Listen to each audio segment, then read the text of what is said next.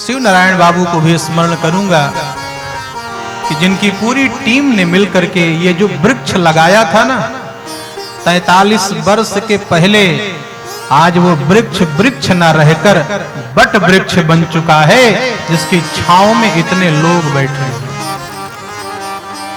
ये बड़ी सुखद चर्चा है। यही आस्था है, यही संस्कृति है और यही धर्म है। वास्तव में धर्म भारत के गांव में मिलता है। शहर और गांव में अंतर क्या है जानते हो? शहर और गांव में मात्र एक अंतर है। क्या? शहर में साधु को लोग भी भिखारी समझते हैं और गांव में भिखारी को भी लोग साधु समझते हैं। ये शहर और गांव में अंतर है। जब ये देश आजाद हुआ तो महामना मालवीय जी ने कहा कि इस राष्ट्र को एक करने के लिए क्या करना होगा? बोले ग्रामे ग्रामे धर्म सभायाम, गांव गांव में धर्म की सभा स्थापित करनी होगी, क्योंकि धर्म ही एक ऐसा तत्व है जो भारत की जनता को जोड़ सकता है। मैं बार बार कहता हूं कि भारत की जनता को एक पांडाल के नीचे ना तो कोई नेता ला सकता है, ना कोई अभिनेता ला सकता है, ना कोई नाचने वाला ला सकता है, ना कोई गाने वाला ला सकता है। संपूर्ण भारत की जनता को एक पांडाल के नीचे तो केवल सनातन धर्म का मंच ला सकता है, बाकी दूसरा कोई नहीं ला सकता।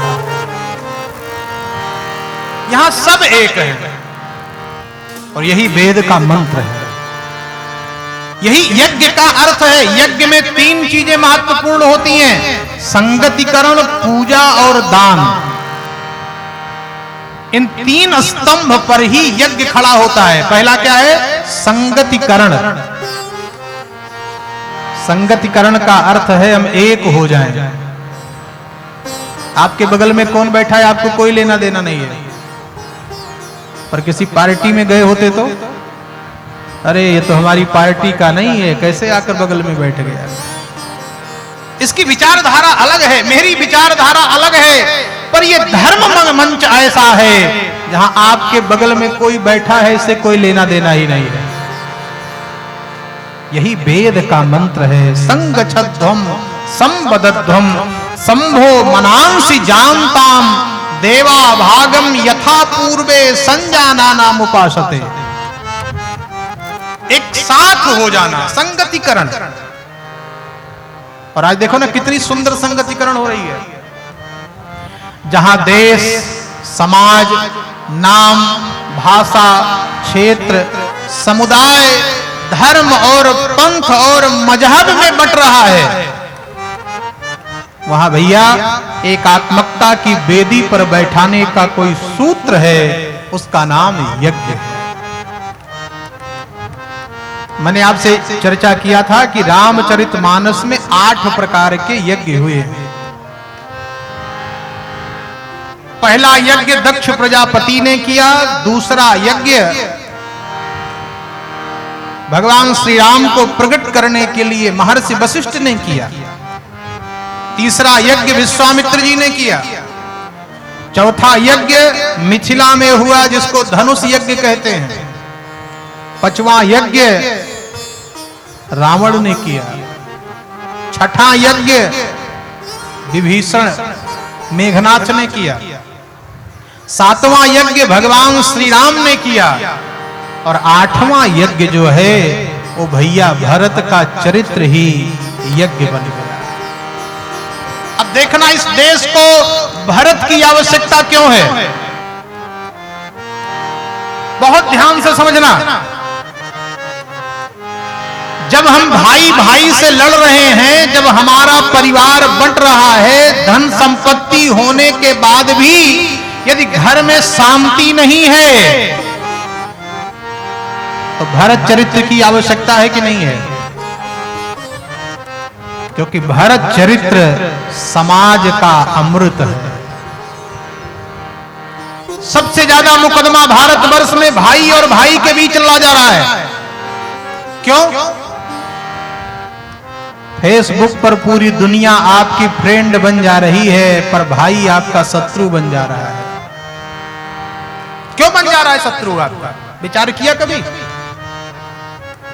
ये वही भारत देश है जहां एक भाई दूसरे भाई के लिए संपत्ति का परित्याग करके अयोध्या जैसे राज्य को ठोकर मारकर राम की चरण स्वीकार करता है, और उसी देश का भाई एक बीता जमीन के लिए अपने भाई से मुकदमा लड़ता है। क्या वही भारत देश है ये? जिसके पास धर्म है, जिसके पास ग्रंथ है, जिसके पास महात्मा है, जिसके पास कथाएं हैं, जिसके पास चरित्र है, जिसके पास पाथेय है, भरत जैसा अद्भुत चरित्र जिसके पास है, और वहां का भाई आपस में लड़े, देश शर्मसार होता है कि नहीं होता है? एक बार रामचरितमानस को पढ़ो ना। जीवन जीना चाहते हो, शांति चाहते हो, मुक्ति चाहते हो, आनंद चाहते हो, प्रेम चाहते हो, तो रामचरितमानस पढ़ो और रामचरितमानस के भाइयों की ओर एक बार देखो। मैया कैकेयी ने भगवान श्री राम के लिए 14 वर्ष का वनवास मांगा। 14 वर्ष का वनवास।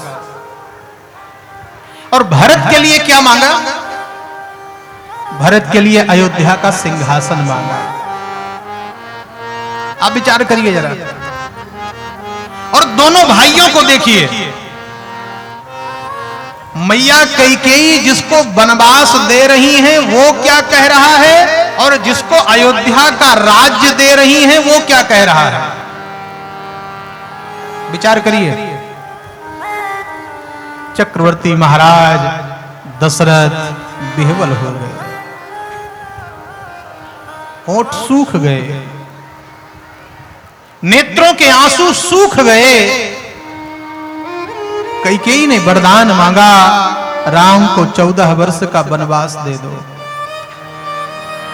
देखना जरा भारत की गौरव गरिमा को, क्यों महत्वपूर्ण है ये भारतवर्ष। 14 वर्ष का वनवास राम को दे दो। इस बात को सुनकर चक्रवर्ती महाराज पछाड़ खा करके नीचे गिर गए और बेहोश हो गए। प्रातः काल का समय हुआ। सनातन धर्म का परमात्मा भगवान राम मैया कैकेयी के सामने खड़े हुए। मां, पिताजी को क्या हो गया? ये बोल क्यों नहीं रहे हैं? कैकेयी ने कहा, मैंने 2 वरदान मांगा है राम। पहला वरदान तुम्हारे लिए 14 वर्ष का वनवास,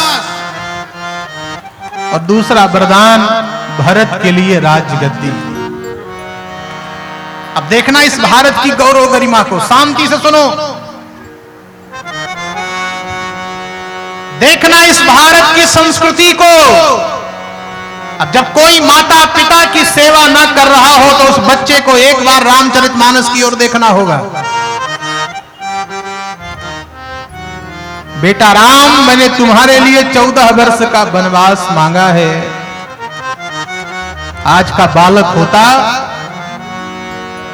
आज का लड़का होता, तो कहता कि तुम लोग चले जाओ वनवास, हम नहीं जाने वाले, हम तो कोर्ट से लड़ करके और अपना अधिकार प्राप्त कर लेंगे। लेकिन राम जी को देखना, मैया कैकेयी के पांव पकड़ लिया राम जी ने, कहा मां एक बात बताओ, इतनी छोटी सी बात के लिए पिता को क्यों परेशान किया? क्या इतनी छोटी सी बात के लिए पिताजी को क्यों परेशान किया? क्या तुझे अपने राम पर भरोसा नहीं था? मतलब भगवान राम ने कहा, मैया एक बार इस राम को बुला करके आदेश दे देती ना, तो राम 14 वर्ष नहीं जीवन भर जंगल में रहता, लौट कर कभी अयोध्या नहीं आता। पिताजी को परेशान करने की क्या आवश्यकता है? ये सौतेली माता के प्रति राम जी का उद्गार है। और क्या कहा राम जी ने? मां सुनो जननी सोई सुत बड़ भागी, जे पीतु मातु बचन अनुरागी। सुनो जननी